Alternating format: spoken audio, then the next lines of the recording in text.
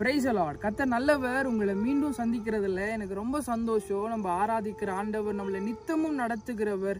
அவர் நம்மளை ஒருபோதும் கைவிடாதவர். தம்மை சார்ந்திருக்கிற மக்களை அவர் ஒருபோதும் புறக்கணிக்காதவர். இயேசு என்று நம்புற ஒவ்வொருத்தரையும் அவர் கைவிடாதவராக இருக்கிறாங்க. அவரை நம்புகிற பிள்ளைகளை ஒருபோதும் அவர் கைவிடுகிறதே இல்லையா. இதோ உலக பரியந்தம் மட்டும் நான் உங்களோடவே இருக்கிறேன்னு சொன்ன தகப்பன் இன்னைக்கும் நம்மளோட இருக்கிறாங்க. எத்தனையோ பள்ள மேடுகளை கடந்து வரும். ஒவ்வொரு சூழ்நிலையிலையும் அவர் நம்ம கரம் பிடிச்சு அவர் நம்மளை நடத்தி வருகிறத பார்க்கிறோம். முடிஞ்சிட்டோம்னு நினைச்ச எல்லா சூழ்நிலையிலையும் ஒரு புதிய துவக்கத்தை கொடுத்து அவர் நம்மளை நிலைநிறுத்துகிற ஒரு நல்ல தகப்பனை நீங்களும் நானும் ஆராதித்து கொண்டு இருக்கிறோம்.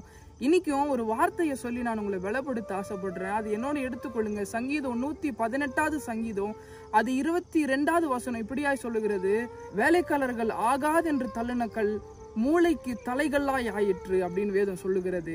இன்னைக்கு ஒருவேளை எல்லாராலும் ஒதுக்கப்பட்ட ஒரு நிலைமையில சமுதாயத்தினால குடும்பத்தினால நீங்க வேலை செய்யற இடத்துல இல்ல படிக்கிற இடத்துல என்னை பெருசா மதிக்க மாட்டே இருக்கிறாங்க, எல்லாரும் என்னை ஒதுக்குறாங்க, நான் யாருக்கும் இம்பார்ட்டண்டா பட மாட்டே இருக்கிறேன் அப்படின்ற ஒரு நிலைமையில நீங்க இருக்கலாம்.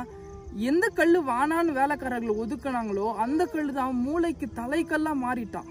இன்னைக்கு ஒருவேளை நீங்க அப்படிப்பட்ட ஒரு சூழ்நிலையில இருக்கலாம். தெய்வம் உங்களை பார்த்து தான் சொல்றாங்க, எந்த இடத்துலலாம் தலை குனிந்து மற்றவங்களால புறக்கணிக்கப்பட்டு இருக்கிறீங்களோ, எந்த இடத்துலலாம் உங்களை ஒதுக்கி கொண்டு இருக்கிறாங்களோ அந்த இடத்துல அவர் நிலைநிறுத்தி உங்களை அலங்கரித்து உங்களை மேன்மைப்படுத்த அவர் போதுமானவரா இருக்கிறாங்க. ஒண்ணுதான் பண்ணுங்க, அவருடைய சமூகத்துல காத்திருந்த ஆண்டவரே இவங்க இந்த மக்கள் எல்லாம் இப்படி பண்றாங்க, என் கூட இருக்கிற என் குடும்பம் என்னை இப்படி புறக்கணிக்குது அப்படின்னு சொல்லி அவருடைய சமூகத்துல உங்களுடைய எல்லாத்தையும் ஒப்பு கொடுக்க ஆரம்பிங்க.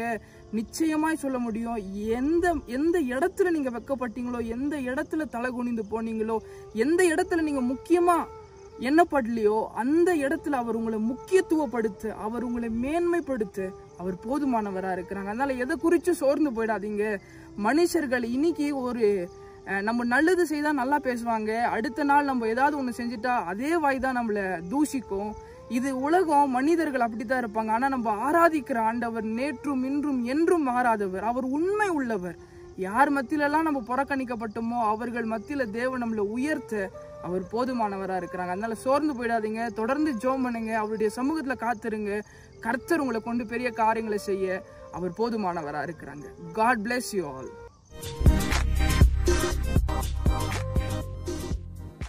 Thanks for watching. Drop a like, leave a comment, and don't forget to subscribe to watch more videos like this.